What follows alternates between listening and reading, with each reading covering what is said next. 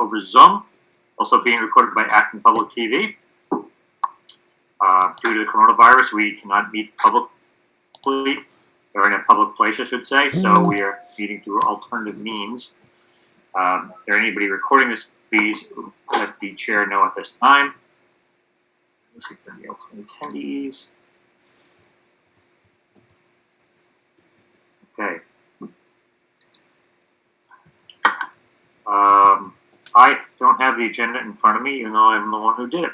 So, first item is public participation. Second item is COVID-19. So, any public participation this evening? If anybody would like to raise their hand and let me know, that'd be great.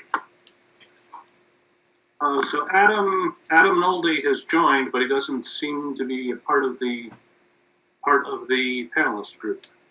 We just lost Steve Barrett. Bummer.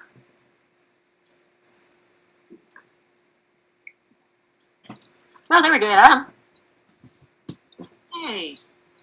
No picture, though. Did Steve Barrett just leave us? It seems to have. So I guess Steve is joining tonight in lieu of Brian.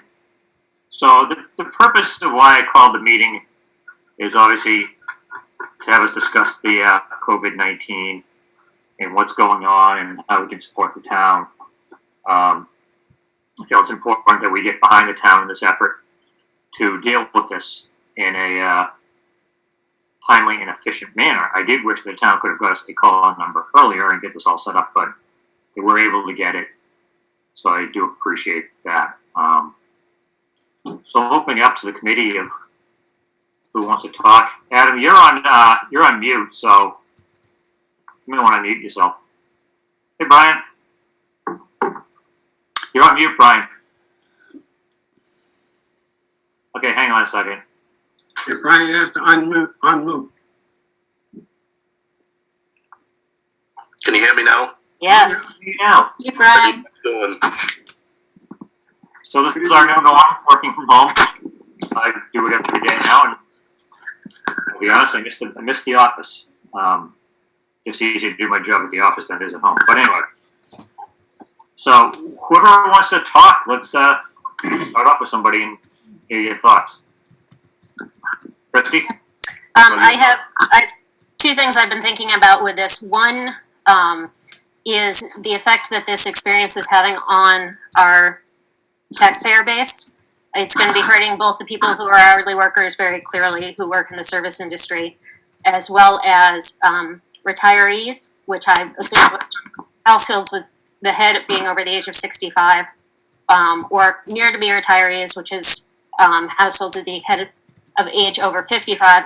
That ends up working out to 48% of our tax base by number of households.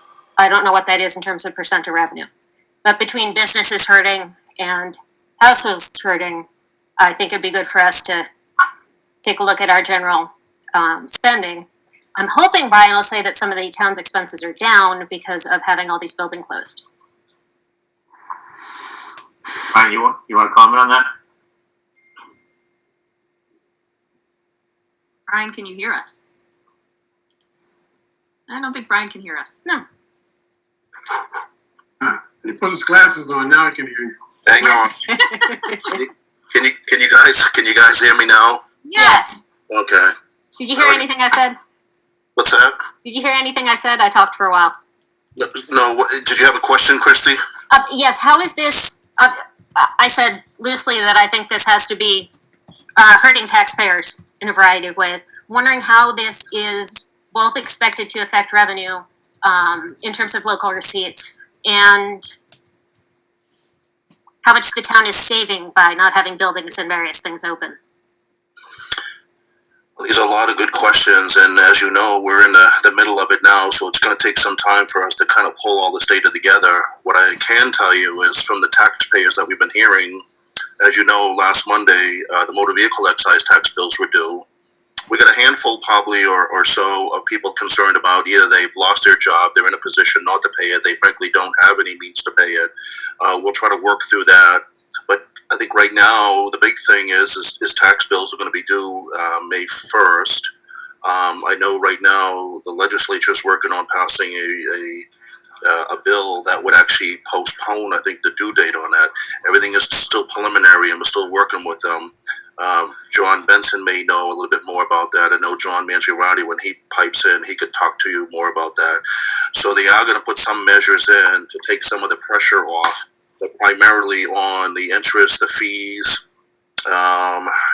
any late charges. But again, this is happening so fast. We're just trying to wrap our hands around it.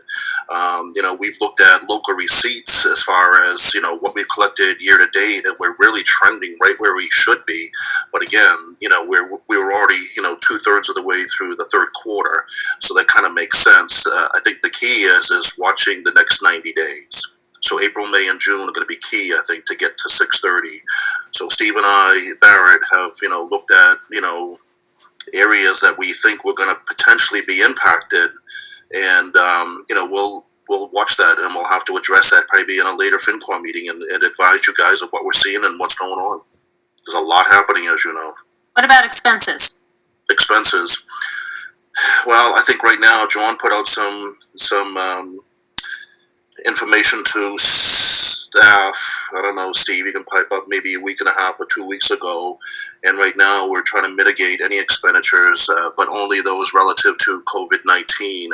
And obviously, so any unnecessary expenditures are cut. And so we're working with accounting right now to make sure that purchase orders are put in place, and those purchase orders specifically identify that these expenses are related to COVID-19. So we are trying to mitigate that as well. Hey, can you guys hear me? Yes. Hear you. Oh, wow. This is wild. Hey, good evening, FinCom. It's good to see everybody for the most part out there. So to the last question, John Mangiarotti has instituted a hiring freeze. We're pretty much full bore on COVID-19 expenses only. Below the scenes, that is involving discussions with some vendors on things. So, I think to Brian's point, what we were hoping for tonight a little bit was to go around the room, I guess, the virtual room, and get some feedback from you guys on, any comments on, where do you think we're heading? Clearly we're right in the middle of the public health crisis, and yes, it's going to have effect on our finances. To what extent, I think we need some more time, but we really want to leverage some of the expertise in the virtual room, quite frankly, Mr. Chairman. That's really where I would like to go. We'll take some questions, absolutely. But a lot of them, the answers are going to be TBD, because as you know, our traditional modeling, a lot of that's thrown out the window right now. There hasn't been this kind of double crisis in 100 years. So, but anyways, we would really appreciate hearing what FinCom has to say about anything having to do with the operations of the town. Well, before we go too far down the path of addressing other topics, there are some questions that I do have that I would like to at least bring to the table. The first of which being, how is the Speak up, Jason. The first of which being, how is the Acton Nursing Service doing? Are they able to get the staff they need? Are they able to grow? I understand there's only 4 cases in Acton right now, but I'm assuming that they're preparing for more. What is the role of Acton Nursing Services on this? Are they properly staffed? Do we need to do something as a town to help keep them staffed? Have they run over their budget yet? If they've run over the budget, has Manager Mangiarotti been able to find money elsewhere? Or will we need to have an emergency supplemental for the nursing service? That's the sort of my first priority on this. Sure, great question, Jason. Let me give you what I can tell you right now. I'm part of a response team which pulls together pretty much the first responders in nursing and the boss. They're still going to homes right now, I believe, and so they're still trying to be out there on the front lines, tending to the most vulnerable. So they're still in full swing in terms of providing services when necessary. To your point, I think they're ready to go. I don't think they're overwhelmed yet. That could change soon. I don't have a lot of those other things. No, I don't believe they're over budget yet. John has the full faith and force of the town manager budget behind him. So right now, nursing's out in the front lines, and they're doing fine right now, Jason. They're doing fine. Yeah, Jason, John Benson, a good piece, if you could pull it up on Acton TV or YouTube TV, was Java with John last Friday morning. That would have been the 27th of March, where he was joined by Heather York, Sharon Mercurio, and Danielle Slavin. And Heather went into considerable detail about what the nursing service was doing. And, you know, from her comments, they seem to be in good shape and, you know, and not overwhelmed. The Board of Health will be sending out a letter either Friday or over the weekend to all residents in town on COVID-19. It was posted to the website today. All right, it's going out to all residents in town. It's a very thoughtful, helpful piece, which should keep people's eyes on the ball as to what they need to do. But no indication that the nursing service is in any kind of trouble, either support manpower wise or money wise. Can I ask something here? There was a note out by the Acting Board of Health about the Medical Reserve Corps. So I had a few questions regarding that. So now, you know, if I want to be a volunteer with MRC, how will the training happen? Because they have asked people to volunteer even if you're not a medical professional. So how will you, how are they going to do the training, especially with the CPR and stuff like that, especially in times like this?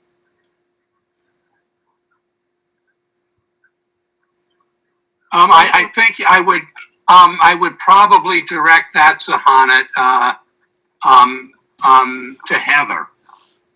Okay. I don't have an answer to that. Okay. Because I think it's helpful if they can put something else out. I Sahana? did go on.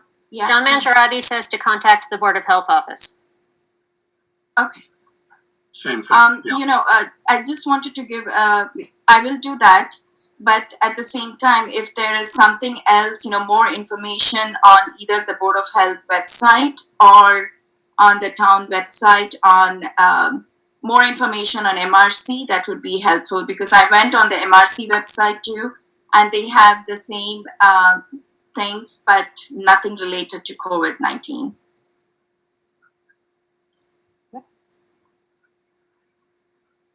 Yeah, I think it looks like we'll survive Q1 fairly painlessly, because a lot of revenue and expenses were sort of predetermined, and we'll obviously Q2 and even part of Q3 will be very challenging. I think we need to start thinking of strategies to get this local economy going. Once the all clear is given. For example, we don't have local meals tax revenues, probably for the foreseeable future, but make a townwide, all hands on board program of, instead of like a restaurant week, a restaurant month, and then also promotion to shop local, really. All the hardware stores, the restaurants, I really need a haircut. All the local merchants. I really spend some money promoting local businesses, retail and restaurants. But I think we probably already got through Q1 unscathed, but Q2 is, you're going to see that hit, and 3 will be even worse. So, Mike, were you the person who was involved in the Acton Restaurant Week before? Because I just looked at that page today, and I do have some suggestions on how to make that page a little easier for people to engage with. Yeah, we could- So we can take that offline if you're the person to. But I definitely want to encourage. We don't all have to cook mac and cheese 3 times a day. So let's. It was a number of people of the town, the economic development committee, and Selby, and I'm happy to see Chamber of Commerce. So we're interested in those suggestions. I'm happy to see it as updated. I just want to make it. I just want to make a suggestion about how to make it pop a little more. Christie? I'm wondering what we can do possibly in terms of some sort of tax deferral or some such for the local commercial offices, buildings. We already have enough open store space. It'd be great to do something that would allow us to make it easier for the landlords to presumably cut back on the rent. I know we can't be like the federal government and give out loans to keep people moving, but anything we can do to help the businesses stay in business, I would be interested in exploring. It wouldn't surprise me right now if we see some go under, like some of the existing restaurants that are close to the edge.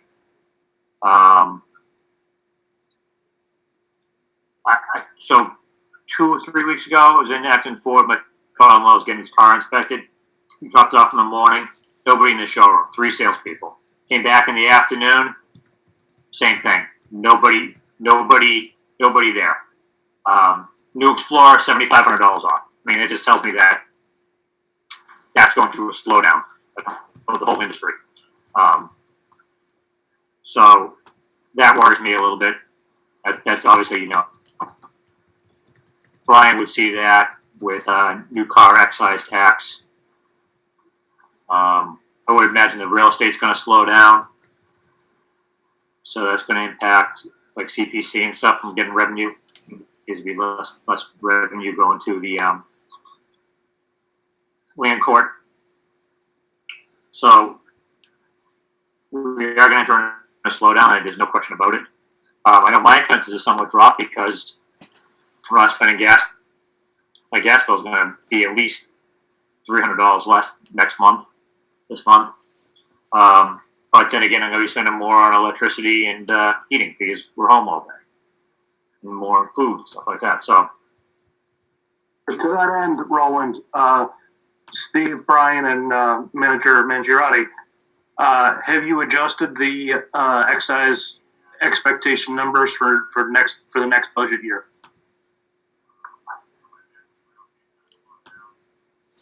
No, we have not. We have not gotten to the point where we have looked at FY21 yet. At this point, I think you have to, back up a little bit. This became pretty much a full-scale, crisis. Friday the 13th, Monday the 16th of March.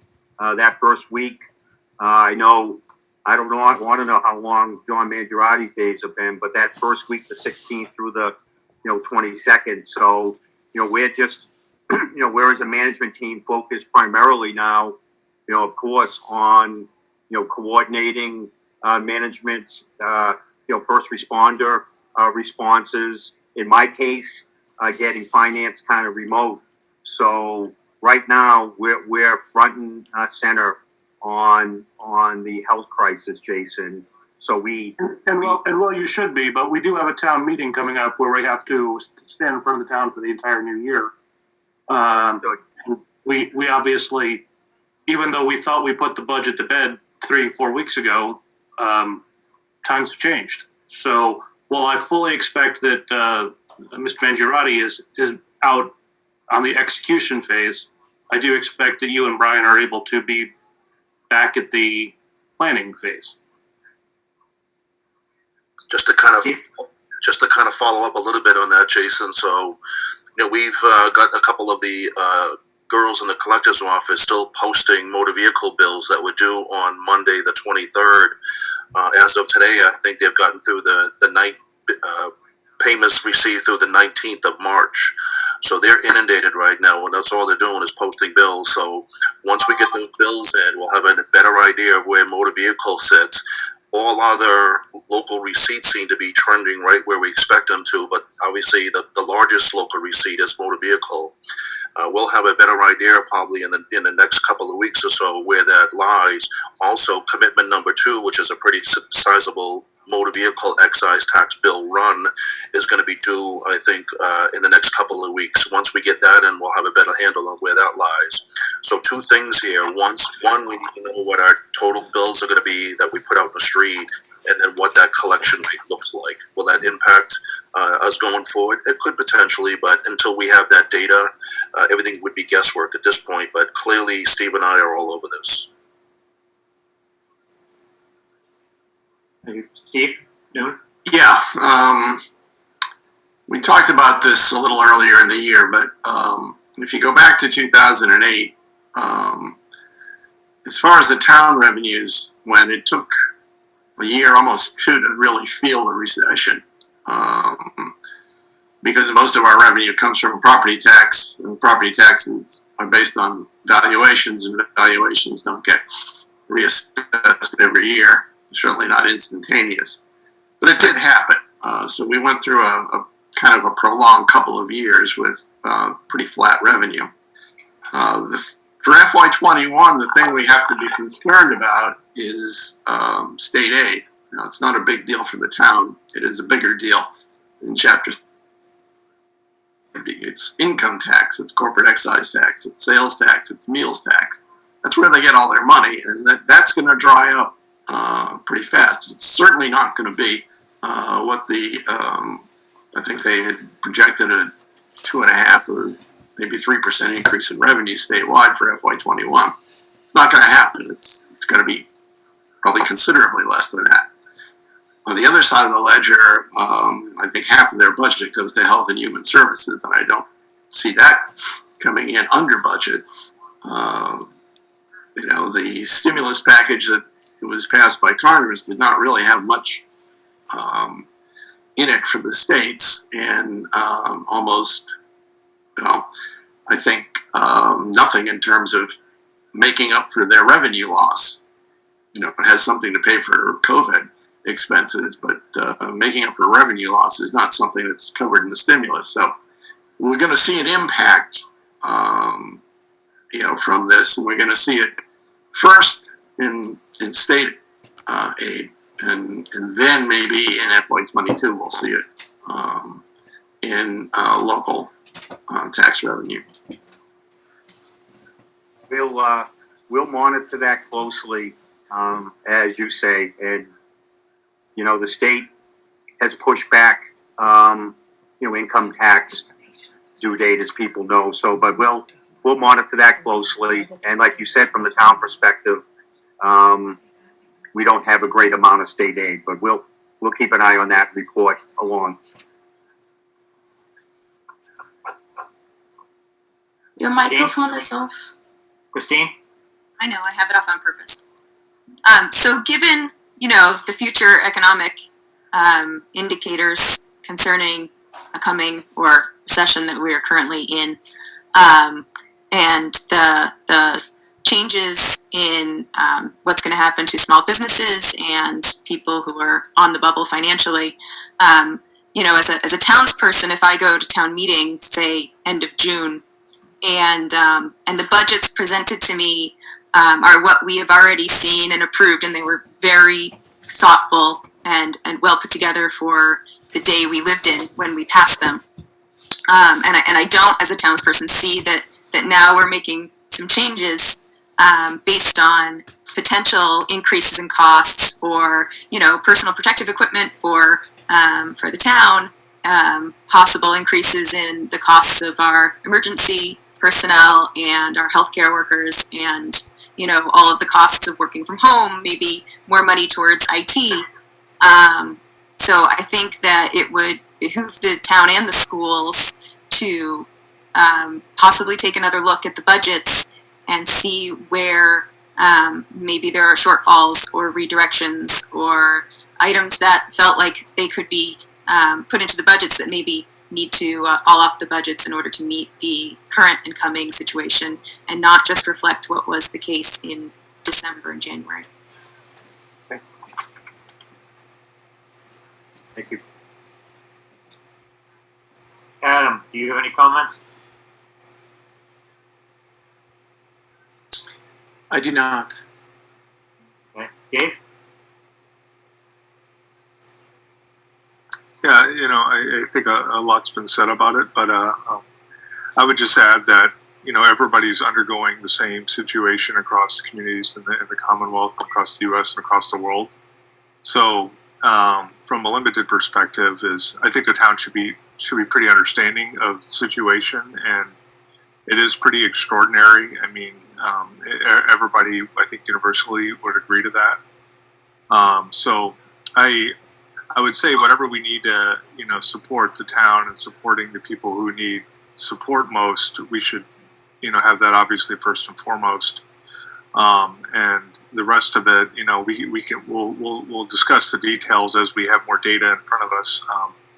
But I would just sort of, it's a little vague, but the situation is necessarily vague. I'm on conference calls, 4 or 6 hours a day about the economy, the global economy of the U.S. or what have you. And everybody's undergoing extraordinary pressure. And I think, frankly speaking, you heard the president, is the next couple of weeks is when we should start seeing a large spike in the number of deaths from the virus. So the shock of it will become much more real and palpable, I think, as the next couple of weeks go on. So, whatever we need to do as a town to, be supportive of the residents who need the most support now, I think is the longer run, what we need to keep our eye on. And, there'll be some smaller numbers. I think we'll probably, debate as time goes on, whether it's state aid or excise taxes or what have you. But let's keep our eye on the ball. It's just my sort of high level feel of it. And, be supportive of, the town manager, the schools and so on, of what they need to, make the residents, lives easier and better during this time.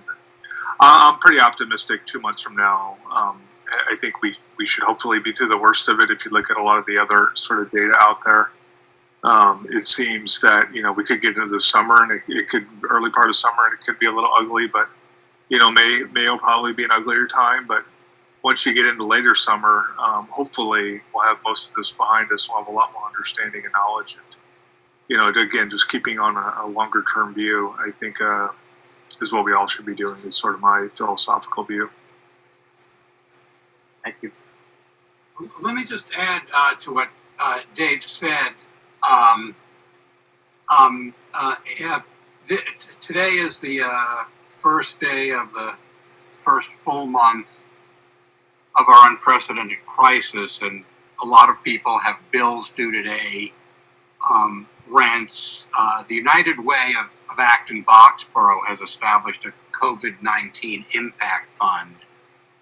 You can access it on their website to donate, and it's intended to assist those with limited resources and limited support systems, laid off workers, families, self-quarantine residents, and seniors.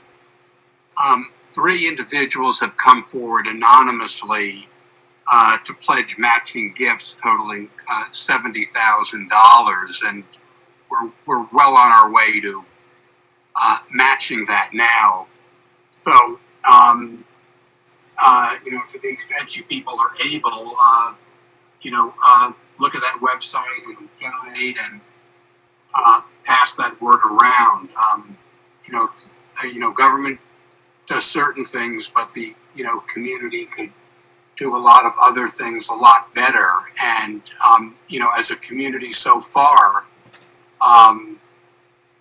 just watching people in neighborhoods, how they've reached out and helped each other and tried to pick up the spirits. I particularly feel for Jason and Christy and Adam and, Dave, who have, young children at home, and, how these days get filled and everyone gets through. It's going to be tough. It's going to go on for a while longer.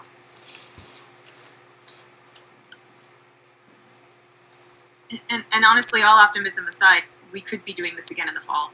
We Oh, do you not bet. yet know whether or not this is going to come back around seasonally. We're going to be in the exact same position again in the fall. And I think that, long term, we should prepare for that being a possibility. That's what happened in 1918. Start over, and then kind of the boomerang effect. But the fall was worse than spring in 1918. Steve or Brian, how, in previous recessions, I think this is going to be a bigger deal than previous recessions. How much has collections changed on real estate taxes? I know we're at an especially high percent right now. So, our bill is due May 1st. So I don't have a number for you yet. I'll give you a little bit more than that though. Under John Mangiaratti's leadership, we've contacted the escrow companies. You have to remember about 2/3 of our real estate taxes are escrow. So we've contacted the escrow companies and basically informed them that they have, we have a good relationship with them, but we've kind of reached over the top to let them know that we sure could use the money on time or a little early. And, so we've reached out to that source to kind of lock down a large portion of it. So I have to tell you, I wouldn't expect a big change, but we'll see over the next 30 days, Christy. Yeah. But again, a lot of our taxes are escrow. I'm just wondering, historically, based on 2008 and previous recessions, whether there's been a change for accepted people. You know what? That's a great question. Back then, and I'd have to kind of get in the Wayback Machine, there was a pretty severe deceleration of our local receipts, primarily motor vehicle excise and some other local receipts. So I don't believe that was not a real estate tax issue. So our collections, our citizens are awesome. I mean, we're at 99% now. These are unprecedented times, but back 10, 12 years ago, we did not have a real estate collection issue at all. Just to kind of piggyback off that too, back then, there was a significant foreclosure rate at that time in a lot of surrounding communities, which Acton did not see the extent of which some of the surrounding communities saw. And since then, if you, and you probably all realize this, but a lot of the mortgage companies now work with third-party vendors that actually take the town's data, their tax bill, their tax billing system, their tax bill run, and they pick off the various accounts for the various banks and they pay on their behalf. So basically what they're doing all the time is they're going through our records and they're trolling for delinquencies as well. And if they come across delinquent accounts, they notify the lender, and then the lender's paying on behalf of their client. So we didn't have that really in place back in 08, 09, but that's in place today. So we think that's going to help mitigate some of that as well. But until we kind of get through this first quarter to see how this thing is falling out, we're not going to have a lot of answers. But I think those things definitely bode in our favor. Yeah, in 09, we had local receipts around $4.6 million.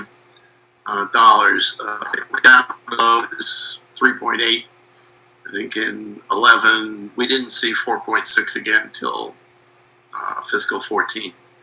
Everybody just kind of kept their old car for a long time.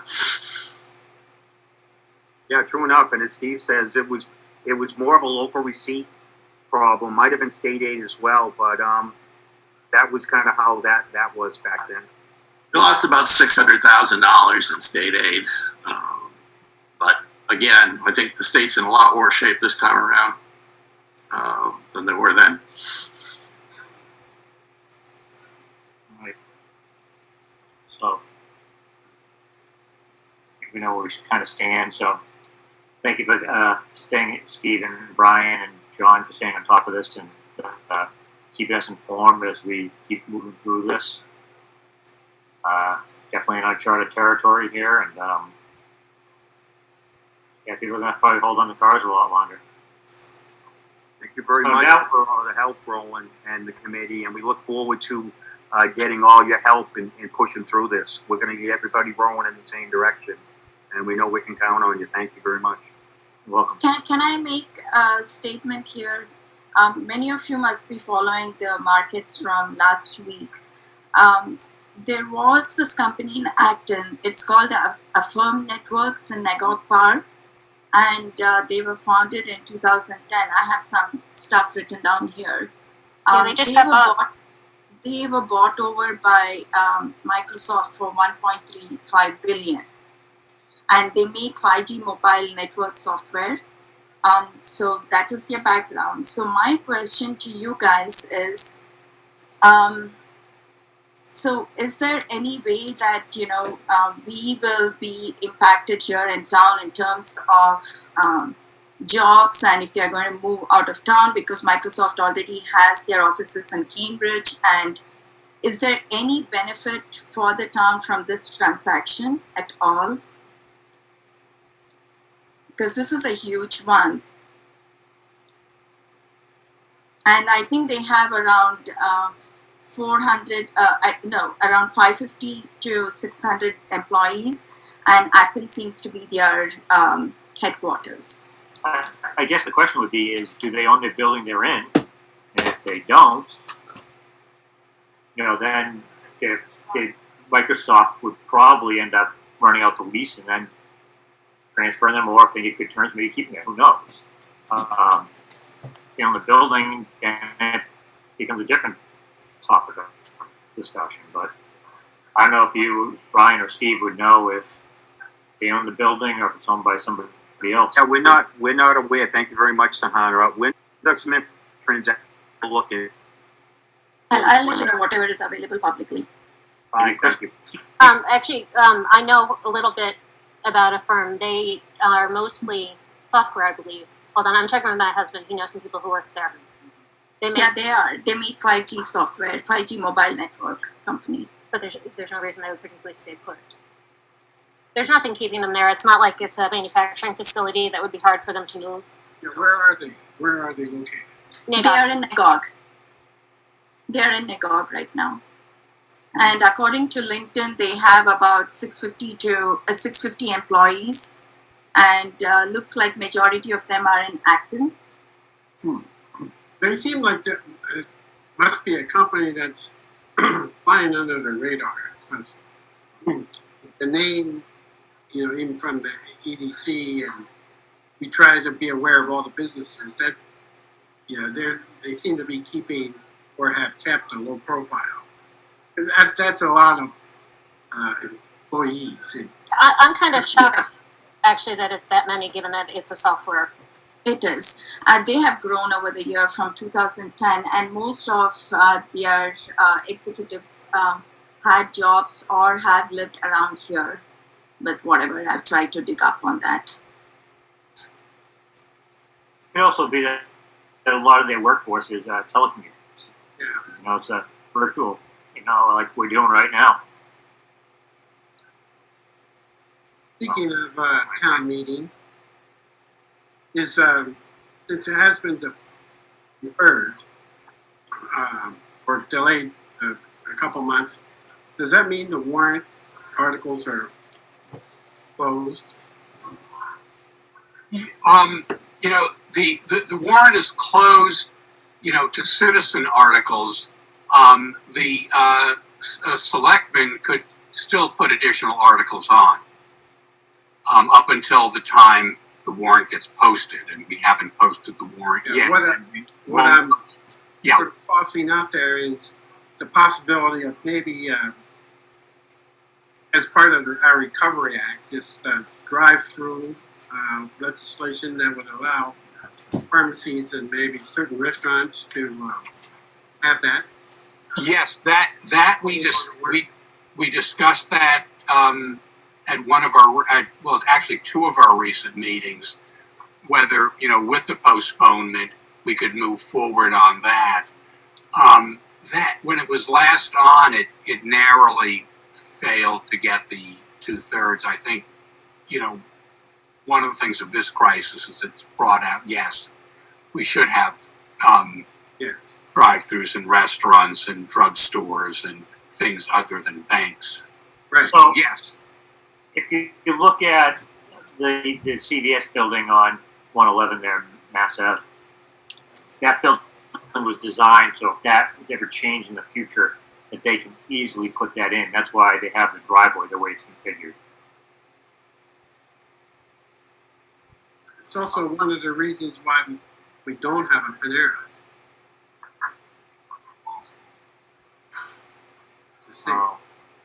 Is what it is at this point. All right, so let's move on to our next topic, which we Mr. Benson giving us an update on the Kmart parcel, Kelly's Corner, and Piper Lane. Okay. So we shared with you the good news that the state said that they would pick up $334,000 of our land acquisition costs. These are around the Eden's property, the Roach Brothers Shopping Center would include $119,000 for Community Lane and $215,000 for fee takings and permanent and temporary easements along Main Street in front of the Joe's parcel. So that would take our town meeting request down from 1.2 million to 800,000, and that would consist of $364,188 in fee takings and permanent easements, and $192,366 in temporary easements. That totals $556,500, with the $243,000 balance being contingencies. Now, let me point this out. We won't, assuming it passes, we won't borrow the full $800,000 at the start. We'll borrow what we need, and we can rescind whatever it is we don't access. So if the contingencies only amount to $43,000, we would come back to town meeting and ask them to rescind $200,000 of the borrowing. So that's where we stand on Kelly. Well, one of the pieces on Kelly's Corner, we had to obviously put off our outreach effort in terms of going into people's homes with presentations and to the various boards and that we intended to visit with. What we're likely to do is once the town meeting date gets confirmed, we will attack it on two fronts. A narrative presentation in writing with several slides, which we would get out to our various email groups, face group groups, and other entities, and also create an Acton, I got that, Mike, spinny way, the Acton, and do an Acton TV presentation to maximize it through those mediums. So would there be any questions on Kelly's Corner before we get into Kmart? Okay. So with Kmart, what were those figures again? Okay. The savings by the state saying, look, we will pick up everything around the Eden's parcel. What they had already committed to on 111, plus $334,000 that we were obligated on. And that was $119,000 for the Community Way, Spinney Way parcel, and then $215,000 for fee takings, permanent and temporary easements on the Main Street portion that abuts not your average Joe's parcel. leaving us then with $556,500 in fee takings, permanent easements, and temporary easements along Main Street. And we sent you the breakdown of what those of what the 556,500 consists of, parcel by parcel, with their addresses. Okay, because I noticed at the old Quill and Press there's a fencing around that now. Is that due to the Kelly's Corner work? That will be part of our obligation, yes. That's included in the 556. Yeah, I understand the bank wants to be in operation, wants to tear down that building and create their new structure prior to the fall. Which bank? Quickly, the bank, Middlesex. The fencing is for the bank. Also, okay, so Quill and Press, Middlesex is going to build a new building and move from where they are now over to that location. Correct. Thank you. Tom Farley knows a fair amount about that, being his bank. Yeah, I wish he was here. Before we move on to Kmart, just a quick question. I should probably know the answer to this already, and I apologize for not knowing. Did we take out the bond for the North Acton Fire Station? Steve? Sorry. No, the bond was scheduled to be sold on Monday, March 23rd. The week leading up to that, we were advised by financial advisor to walk away from the markets. There was so much volatility. So we were advised to sit on the sidelines, reevaluate over the next couple of months. So that's what the plan is right now. Does that impact the projected build start date? Does that impact? From a technical manner, no, I don't believe it does. That we can run the project in a deficit, but let me get back to you on that, Jason. That's some of the high level math I'm having trouble getting to right now. But we'll get that to you. But to your question, we were not able to go and fund that bond.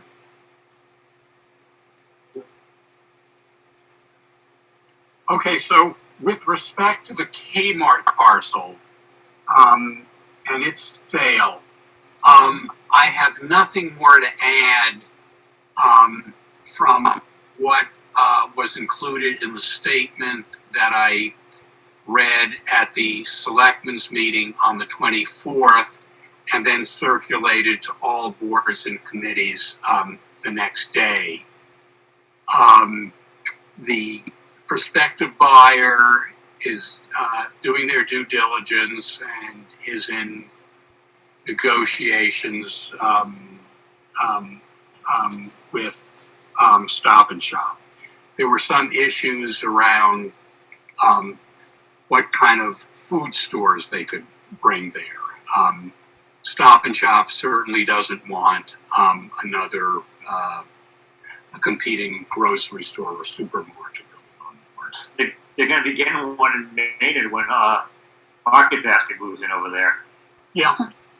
That's going. I guarantee it's going to take away business out of their away from their store in town, and that's going to be not good in that realm.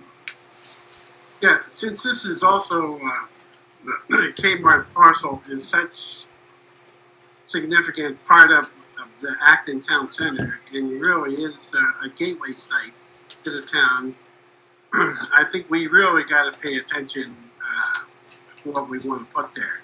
I know it's the developer that has the ultimate say, but I understand that the developer is willing to work with us, and I think it's really in their best interest to come up with a wish, at least a wish list of the things that we would like to see in that site, and just don't let it fall into the hands of special interest in the town or even a developer that's just willing to make a quick buck. If we have any say, and I think we do have a say, that they're willing to listen to us, we need to come up with our own plan as well as a wish list of things and properties and opportunities that we would like to see located there.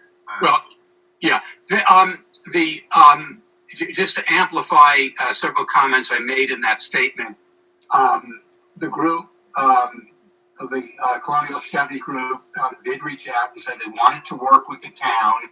They added the cautionary note that given the price of real estate in Acton, it would impact on what they would be, willing to do. In terms of being a significant player at the table, we should probably think about, what sort of, tax incentives we might give them. Would we be willing to invest any money, in the development? I strongly recommend it to my colleagues that if this deal does close, the sale does close, that we have a community forum with the developer and invite, all members of the community to step forward and come up with ideas. I mean, people view it, as a very special parcel, and we'd like to see, good things done there. But a really key thing is it's got to create value for the town and create value for the developer. And from the developer's perspective, it's you've got to put businesses or build on the parcel that would produce rents sufficient to cover their costs and turn them a profit in the years ahead. I mean, that's their main criteria. I find it hard to believe that they have entered into the plan to purchase this property without already having a business plan in mind on what they plan on executing on the site.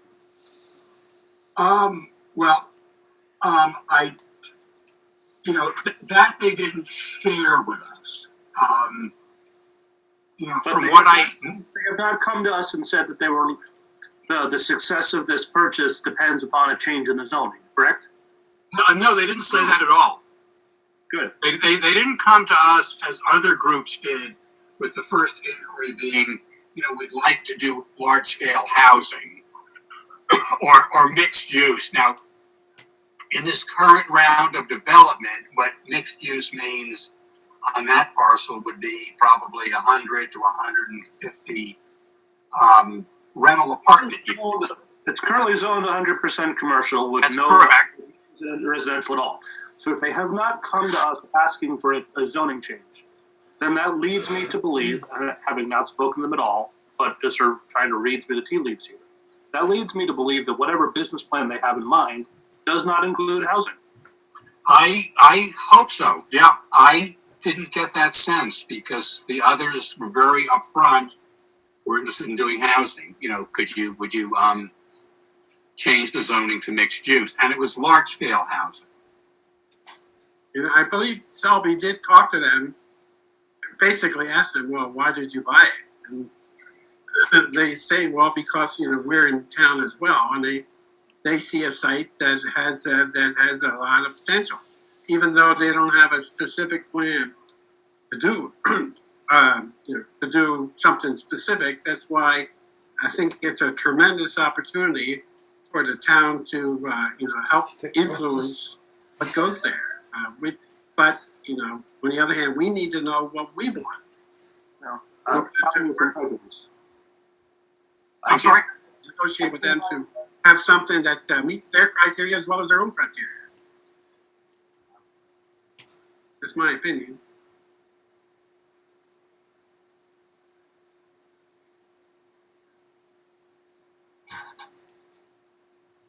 The other things that this group has done is they bought the old Boxborough Hilton and Westford Regency. When Selby asked, well, you're thinking of a hotel here, and their answer was no. I think the study that they did on the Walker property a while back, that the town did, or wherever the group was, Mike, you were involved in that it wouldn't be viable for a hotel there. No, what they were talking, what we had posed was a boutique hotel, a small hotel, a Colonial Inn, and they said no, they would be more interested in the responses came back, it's more on a larger scale, a Marriott type complex. Yeah, we, like at the Walker property, the most we could fit into that would be like a 30-room boutique hotel, which would be kind of cool, but I think that the minimum size would have to be something that at least 60 rooms, 60 to 100 rooms, which may fit at Kmart, but it certainly wouldn't fit at the Walker property. And their argument was that it was not a lot of sort of business type commerce that would fill those rooms anyway. So it's another reason that it sort of didn't fly. All right, what about the Piper Lane, Piper Road, whatever it is? Okay, so let me give you people a little bit of background because some of the younger members might not be aware of this history. The Piper Lane School Street development consists of two parcels. The back parcel, which abuts the Great Hill Conservation Land, is owned by the Magoon family. It's 8+ acres. It was appraised several years ago for $550,000. The town made a number of efforts after 2009, when the Magoons split and decided to sell the property. Their measure was the what the town paid through CPA funding for the 5 acres plus a house. That was $740,000. And the Magoons said, well, our parcel's larger. We want at least 740, and we're looking for a kicker to push it over $800,000. The reason for the differential is that there's no access to the Magoon parcel for a developer to pay more than $550,000.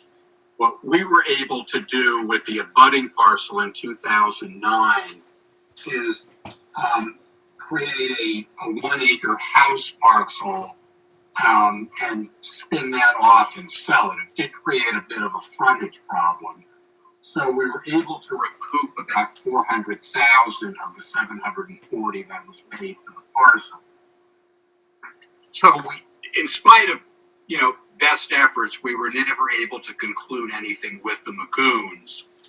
The other parcel, the 90 School Street parcel, is about 1 acre. It was owned by an old Acton family. It was a single family home owned by them for many years.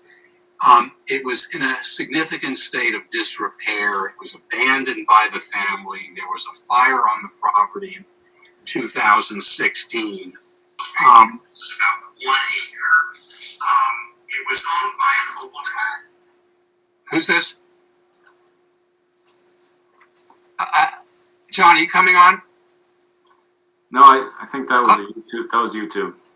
Oh, okay. So let me just finish up. It was a local fellow, Doug Shaw, purchased the property with the intention of rebuilding it. It's a non-conforming lot, so he needed CDA approval for a special permit to rebuild. He filed the application and then didn't take it forward.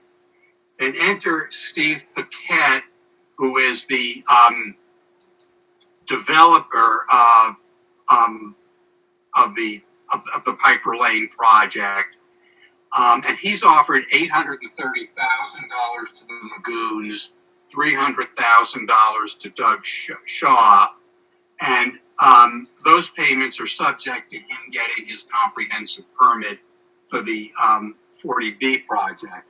His original proposal was for 40 owner units, with 10 of those units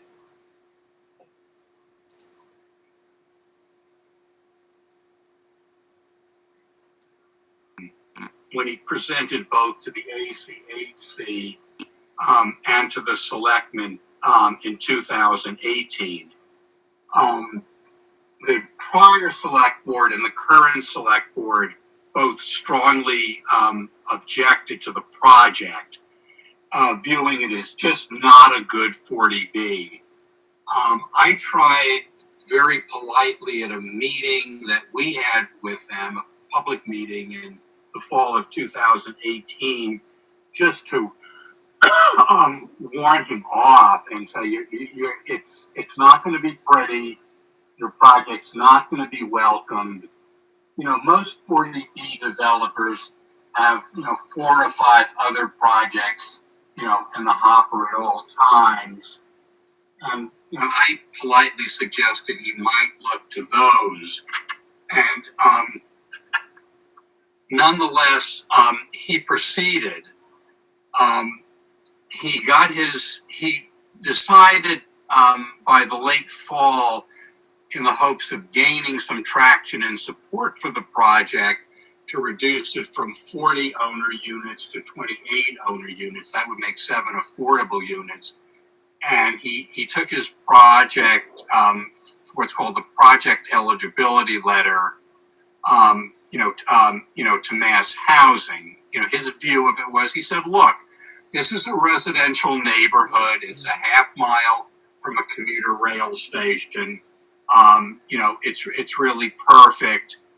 And keep in mind, the 40B statute is an anti-snob zoning statute.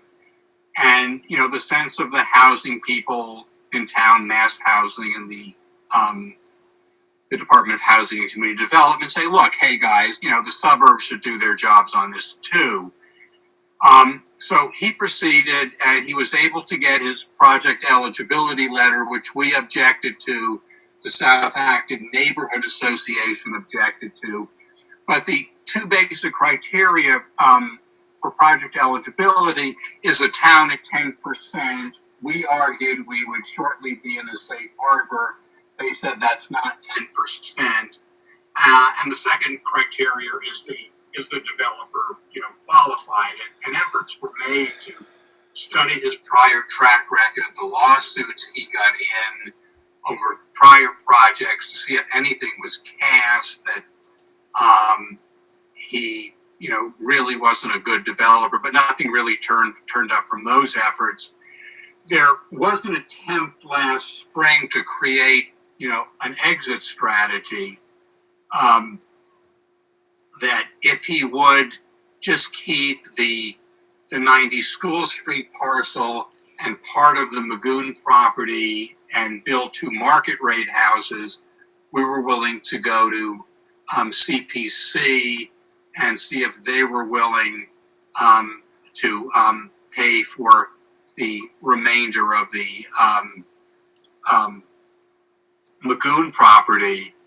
But those are the developer just said that wasn't enough for him. So the process has been very slow and adversarial. There have been competing experts going, back and forth. There were really serious issues about sight lines. To make this project work, they need the School Street parcel, because that gives them the roadway access to the back parcel, the Magoon parcel. So there's sight lines as you come down both ways on School Street. The developers tried to remedy that. They've been battling back and forth.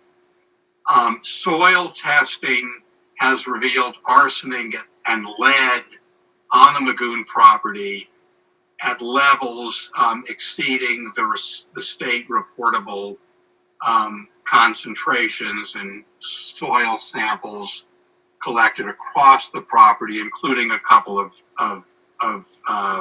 hot spots. There's been traffic studies that both sides have contested and been back and forth on. There was an issue that the road that they're creating is just one lane. So it's one lane in, one lane out, and whether, fire trucks can get in and out of there. Now, here's what the ZBA panel can do. They could grant the comprehensive permit. They could grant the comprehensive permit with conditions, but they can't make those conditions so onerous that it would be uneconomical for the developer to do the project. The third remedy available to them is they could just deny the comprehensive permit. And then in that case, the developer, in all likelihood, would appeal to what's called the Housing Appeals Committee. It's made up of housing experts. Oftentimes they reach into the judicial community, retired judges. Here's the key: if it goes to a denial and a subsequent appeal, in order for the ZBA's denial to be upheld, it must be fact-based. And by that I mean not just the town doesn't like the project, the neighborhood doesn't like the project, we think it's a terrible 40B. The two general criteria for which project denials have been upheld on appeal is that there's a grave environmental impact that can't be remedied, or there's a public safety issue. And that doesn't mean like there's too much traffic. It would have to be a compelling argument for, or a fact-based argument that there's a real sightline problem, the road is too narrow, fire trucks can't get in and out. Those are the keys to it. Now, the hearing, after a number of continuances that I believe were requested by the developer, would resume on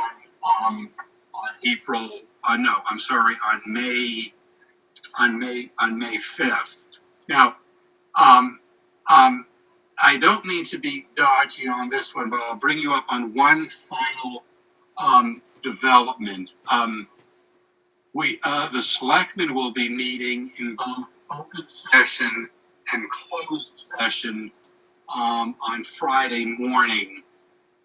The executive session will be under Purpose 6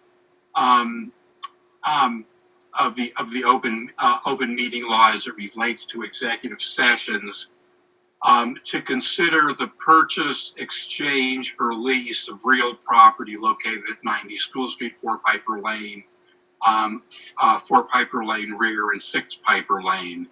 And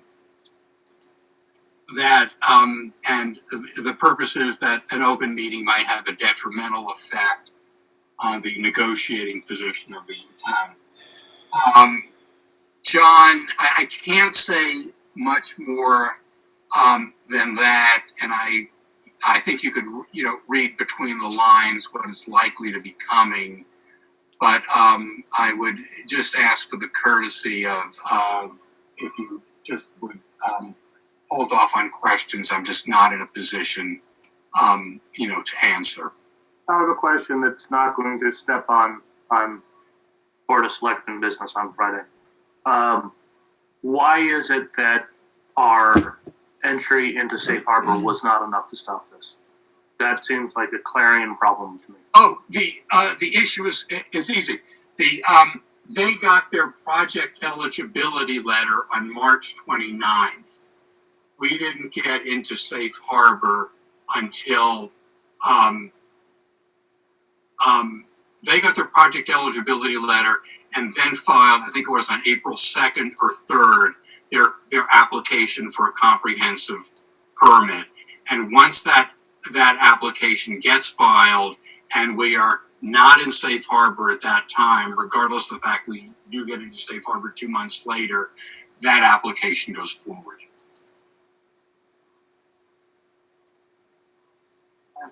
You know, Just a further comment on that, where the 86 unit Avalon 2 development received their approval for their comprehensive permit on April 8th. And then that was still too late. It did get stalled after that because the Department of Housing and Community Development determined that they needed a further appraisal on the property, not realizing that it wasn't a new application. It was an application going back to 2005, but we would have missed it anyway because they came in, they got their application in before we entered safe harbor. But we tried really hard. Yeah, John, it's too bad you can't throw up a picture of that site plan. And it's just what that 40B does to that Great Hill conservation site. It's just a crime. Just makes half of the conservation land sort of inaccessible, theoretically inaccessible and unusable. It's just a sloppy, vicious plan and it ruins that conservation plan. And I think when the people see that plan, they will come to the same conclusion. Well, the South Acton neighborhood has spent a lot of their own money, fighting it. We've certainly been supportive. It was interesting. When we did a site tour in late October of 2018, and there were one or two representatives of Mass Housing, and I said to one of the two reps, they said, "Well, look, what do you think of this? I mean, look at the street and the neighborhood." And he just looked at me and said, "Look, it's it's a residential neighborhood. It's this is perfectly appropriate, and it's a half mile or so from the train station." And the housing folks look at it very, very differently, and they say, this doesn't all fall to the city to build affordable housing. The suburbs have to, take this on too. That's their position. I don't agree with it, but I'm just telling you what they told me.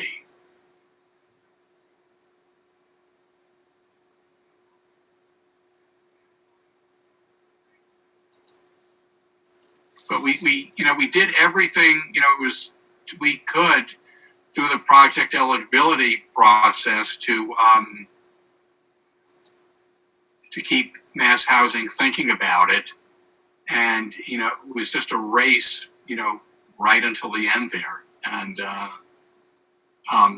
they just got in pretty much under the wire, and then Department of Housing and Community Development didn't help because they extended the time frame for them to allow us into safe harbor by deciding they needed to do another appraisal of the of the property. But I'm telling you, it hasn't been a very pleasant experience. The hearings are very adversarial. They, both sides go back and forth. I think the lawyers have behaved, quite responsibly in keeping the temperature down. But Santa has been very aggressive. The developer has been very aggressive. And so that's where we are. Thanks, John.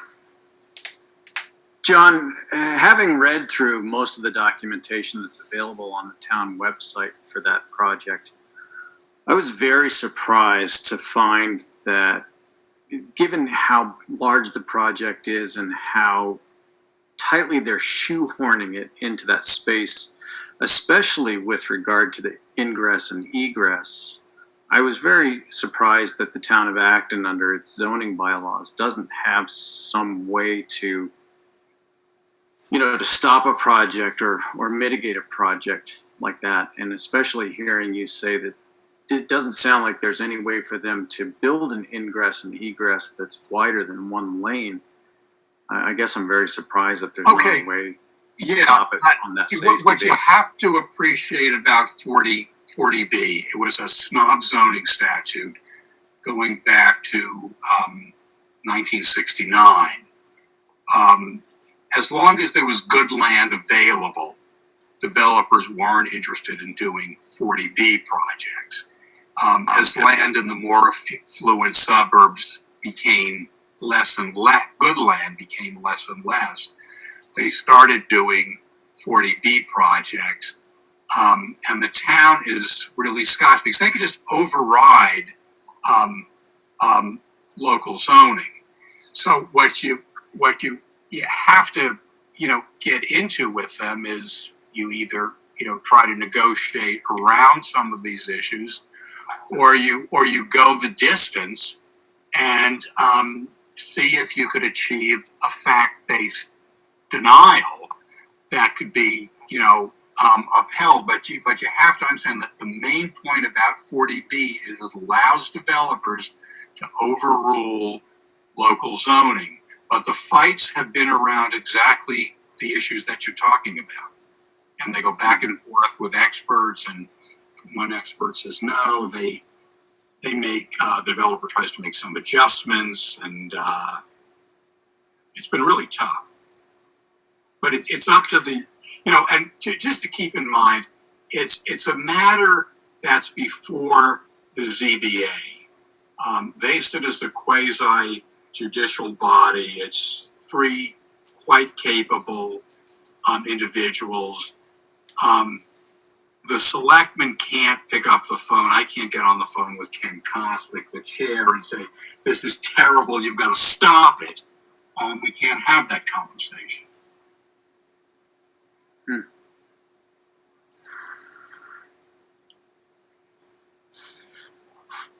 Well, thank you for the update, John. It sounds like we're kind of tied, or our hands are tied at the moment, and it's more or less opinion and facts and opinions about safety versus what ultimately a judicial body will decide. Is that kind of where we stand? Yeah, it would be as we used to say, it's in the hands of the gods. It goes to a judicial panel, and they'll make the first call. And the key thing is if they deny it, it's got to be a solid fact-based denial to be upheld by the next level, which is the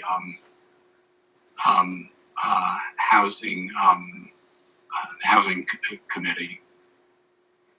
HAC, it's called Housing Appeals Committee. Okay. Well, thank you, John. Thanks, John. I appreciate that. Okay. So, just to our last. Anybody have any committee updates? I have a school committee update if you want it. Yeah.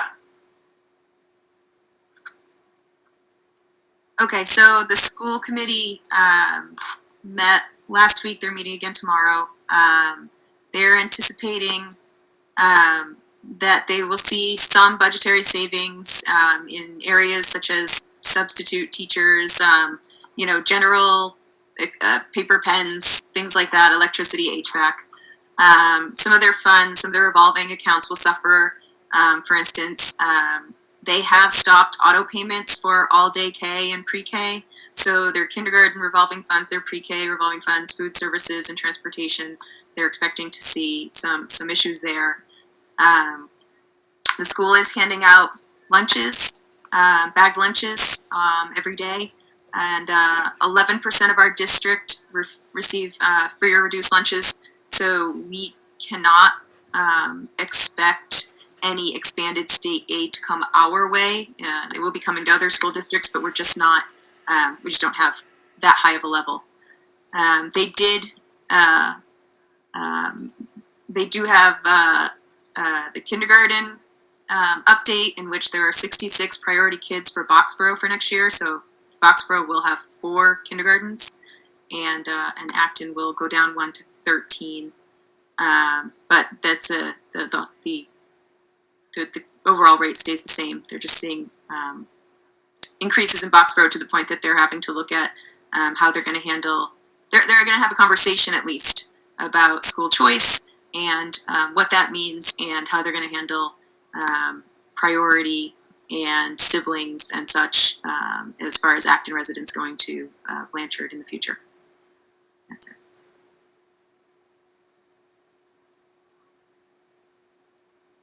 Thank you. So,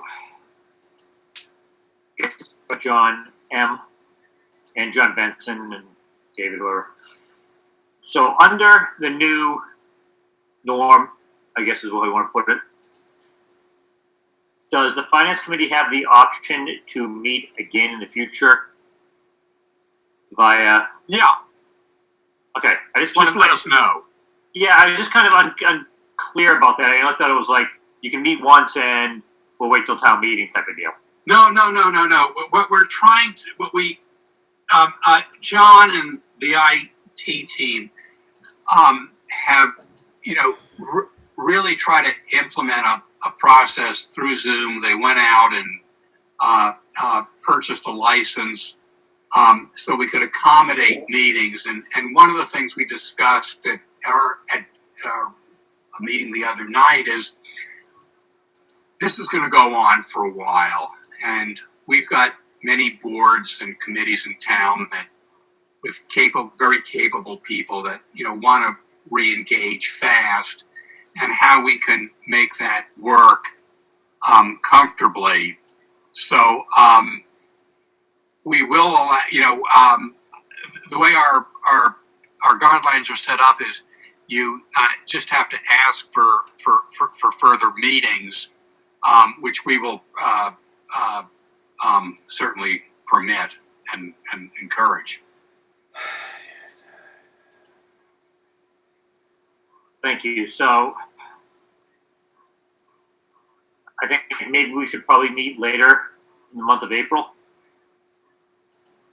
I don't think there's a need to meet in another week or two. I don't think we're going to, unless something changes between now and then. Does anybody else feel any other opinions? Go ahead. I would love to hear more from the school and the town about how the budgets have been affected a little more directly. And I would love to have ALG meet again and have discussions about where we stand relative to what we think could have room to change in the budget, whether we want to be doing any sort of, I don't know what.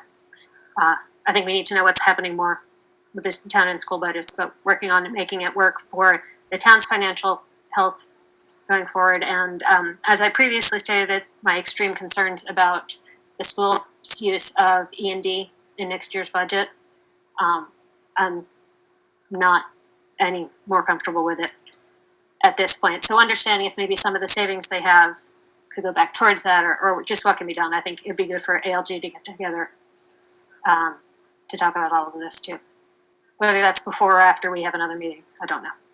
We meet on the 14th, Mr. Chairman. Tuesday the 14th. Yeah, I suppose we could. Mr. Benson, can you arrange for that? Well, do you certainly if that's what you'd like, but I think you get a better measure when those tax bills are due on May 1, and see what percentage is in and what's outstanding. I think that's probably a good marker for you. I don't know if there's going to be any more information Could we meet? available. Is that the 28th? No, the tax bills are due on May 1. Could we get someone from the school to speak to us before then? Before then. How about if I reach out to Dave Vertolino and see if he's available, and if he can shine some light on their situation. And if he is, maybe I can let Roland know, and then you guys can schedule a meeting whenever it makes sense. That would be good. I mean, I wouldn't mind pushing it out another week or two on that, just because was that Jason? I don't want to wait a month. Yeah. I don't want to meet in between. We don't have any more information. We're sitting here. You know, If we're serious about asking people to be relooking at budgets, they're very busy with everything that's going on now, and the sooner we get on their radar, the sooner we understand what's happening with schools' budgets and as much information as they can give us, the longer we push this out, the shorter time it'll be between the eventual town meeting. So why don't you reach out to the schools and let me know what happens, and then if we can do it, we can schedule for the 14th. And I'll let John Benson know too, and we'll take it from there. How long is the authority to borrow the money for the fire station good for?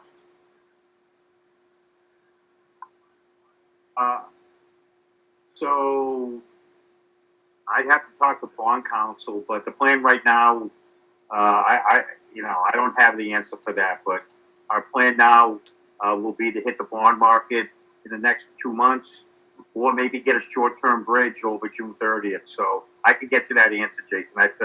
It's not indefinite, but I think it's good for a couple of years, but I could be wrong. I'll get to that answer. I think that whatever town meeting winds up being, we can't go with exactly what we had prepared for April 6th. We're going to have to do either a short version of a new POV or something that indicates that we haven't fallen asleep and missed the fact that the virus has slowed America to a halt and will have an impact on not only fiscal 21, but 22 and 23. So I agree with Christie's comment that the ALG ought to get together, since you didn't really address the out years and the plan we have. So yeah, I think we should not go another month. We can take a look at the FinCom long-range plan in the meantime to see what we can get out of that. That one usually goes out about 5 years. So the fact of the matter is, minimally, we're going to probably get hit on the revenue side for $1 million or $2 million. And at the moment, we have it in reserves, but then again, not if we plan to keep spending them. So yeah, I think we have to have something new for whatever the new date for town meeting is. Yeah, and I realize this is a delicate thing to say, but I want us as a committee and I want us as a town to be willing to tap the stabilization fund for these true, unexpected, horrific events, which is why you save for a rainy day. So if the town came to us and said that the nursing service or the ambulance enterprise fund or whatever was being overrun by a real world need, then going and tapping the stabilization fund is appropriate. But at the same time, realizing that we are facing a one-time thing or a once in a century thing, how are we going to mitigate that and take that into account as we approach the new year? So if we do have to do emergency-based things to take care of our citizens, I think you've got the board's full support to go and do that. Furthermore, I think, I suspect if we had to tap the stabilization fund for fire, EMS, nursing, you probably would not get much pushback. But to then say we're going to keep all of our other budgets and our new fire station and everything else is just going to keep chugging along as if nothing happened, I don't think you can do that. So if you're looking, Steve Barrett, you said you wanted to sense the committee. I think you're getting from the committee that we want to help. We want to help in the immediate future, but we cannot allow the immediate help not to be backfilled or mitigated in the as near in future as we possibly can do, while still being safe and responding to the needs of the citizenry. Well, being a rainy day funds, the state's rainy day fund stands at $3.5 billion, which is as high as it's ever been. However, that only represents about 10 or 11% of their annual revenue. So if they take a 10% hit, their rainy day fund is gone.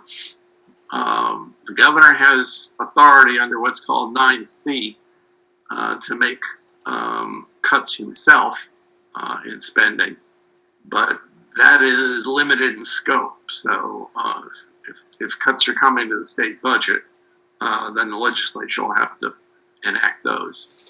And those 9C cuts can come during the fiscal year. They're not 1 year to the next. They're like emergency powers. So we better be prepared, or at least think about the possible impacts on us. Great. Okay, so Mr. Benson, if you could set it up for us for the 12th. The 12th or 14th? What day was the Tuesday? I don't have a calendar in front of me. 14th. 14th, so it'll be the 14th. So, John, didn't last night we allow them to meet whenever they wanted to meet? No. That was my understanding. No, we didn't take any vote on that. We'd have to amend our guidelines because any variation to that would require a vote. So we can talk about that on Friday morning. Okay, I thought we already voted. All right, but There was no vote taken on that last night. Also, With respect to, I think, we have to be consistent with our guidance. You can deal with it on Friday. well, I understand that you've got to be consistent with your guidelines, John, but I'm actually quite surprised that since we are not a Board of Selectmen appointed committee, I'm surprised that we are unable to meet without your permission. That does surprise me. Okay.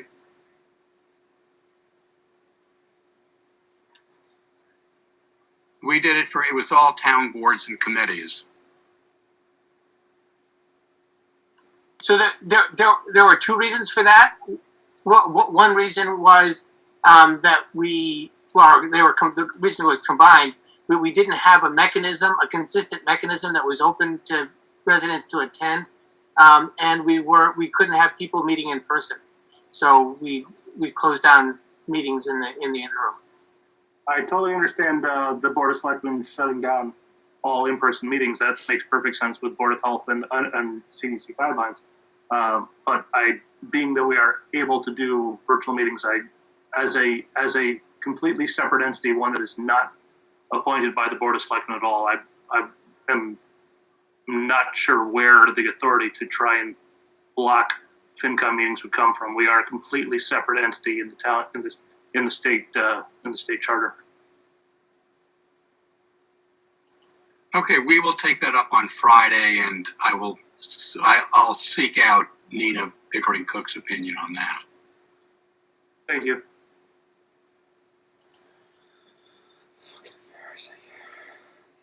All right. Mr. Nolde. Roland, do we want to approve the minutes that Brian sent us? Sure, who wants to make a motion? Move to approve both sets of minutes that Brian sent. Take them one at a time because I gotta abstain to one of them. Technically, you don't have to, as Christy is fond of pointing. I know, but I intend on abstaining. One moment. February 11th, move to approve, February 11th. Second. Any further discussion? Roland, I believe you have to take a roll call vote. I believe I do, so I will go down the list. Christine. Aye. Christy. Aye. Mike. Aye. Jason. Aye. Steve. Noon. Aye. Sahana. Yes. Dave Wellinghoff, who has seemed to have vanished. Aye. Oh, you're still there. Okay, good. And I approve as well. Roland, I have two quick things, if you have a moment. Sure. So before you do that, Dave, let's take care of the other meeting minutes. Sorry about that. Sorry. Somebody else. I didn't know if it was in tune to the meeting minutes. Okay, who wants to make a motion for the next set? Christine? Oh, I thought Jason was on it. I didn't pull them up. Since I'm going to be abstaining, it's for February 25th, so go ahead and make a motion, please. Move to approve the meeting minutes from February 25th. Second. Any further discussion? All right. Mr. Wellinghoff this time. Aye. Hannah, Aye. Steve Noon, Aye. Jason, Abstain. Mike, Yes. Christie, Aye. Christine, Aye. and I as well. Okay, Mr. Martin. So two things. According to Jason, you guys didn't discuss this before I joined. Boxborough is having its town meeting on the 15th. That's just the point of June. Sorry, that's just a point of interest. We haven't set the town meeting yet. We're waiting to see how things are in May. It's possible that there will also be legislation by that point, which would allow us to have town meeting after the start of the fiscal year. So, and then there'd be the legislation doesn't exist yet, so we don't know, but there could be some provision to allow us to go month by month at the same budgetary rates that we were in the previous fiscal year. So, just to let you guys know that. We should have a better idea in May, depending on how the crisis is going. The second thing I wanted to mention is that the Board of Selectmen has been having its meetings on Tuesdays to avoid stepping on the Board of Health meetings, which happen on Mondays and Thursdays. I was wondering if you guys might want to consider having your meetings on Wednesdays so that we don't meet at the same time. I don't have a problem with that. Does anybody else in the committee? Here's the whole thing. Sounds good. All right, so we'll move it from the 14th to the 15th. Yeah. Okay, just one other update on elections. The town election and the special election of 37th Middlesex District are both scheduled for June 2. Go to the town website and on the clerk's column, and under the request for absentee ballot, you will be linked into an early ballot application. In the special legislation that was passed last week, on a one-shot basis, the legislature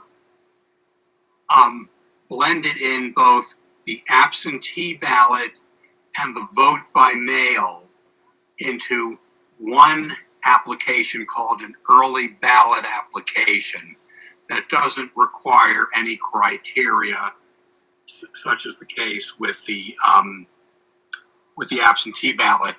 The clerk is encouraging as many people as possible to vote by early ballot. It's very easy to do. You could print it out. You could fax it or email it back in. There's a real concern. June 2nd is 2 months out. That most of our poll workers are in their 70s, and they are likely to be quite unwilling to come out and staff the polls. So if we could, keep the actual day of voting turnout down to as few as possible, that would be great. Can I make another announcement here? A quick one on the elections. The League Candidates Forum was cancelled, but instead we have compiled statements from all the candidates. It's on our website at lwv-aa.com. So if you want to look up on the candidates for all the town offices as well as the 37th Middlesex District, we do have statements up there. That's the only place I think you can actually really read about the candidates.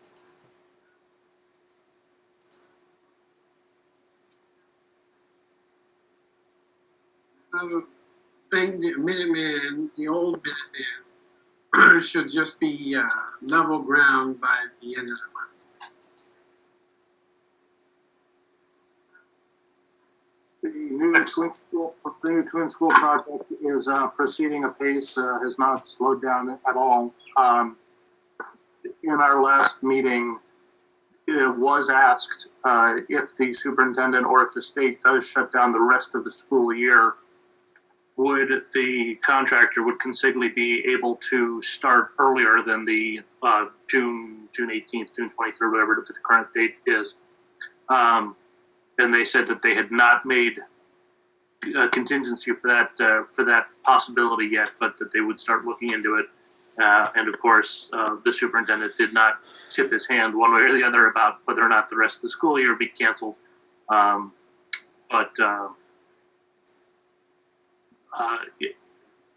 It would be, in the event of the travesty of losing the rest of the school year, I would very much like for them to make lemonade out of that by trying to get started as soon as possible on the Gates property. All right, anything else? There's a point of levity. There was an April Fool's joke today that had that all Chelmsford students had to repeat the current school year next year. I saw that. Mr. Nolan? That's just evil. I Well, before I make the evening's final motion, I would just like to say how happy I am that all of you are doing well. And I would also like to thank Mike Majors for taking us to Pee Wee's Playhouse this evening. Thank you, Mike. Wait till next I time. move that we adjourn. Second. All those in favor? Aye. No, do you have to roll call that? We can roll call it. So, we'll start with our favorite curmudgeon there, Mr. Wellinghoff. Nay. Sahana. Yes. Steve. Aye. Jason. Aye. Mike. Mike, you're on mute. Hold your thumb up, Mike. Christine. Christy. Aye. Christine. Aye. And myself as well. Dave, you're overridden again. All right, guys. Thank you. We are adjourned. Thanks, Good Robert. night, everybody. Stay safe.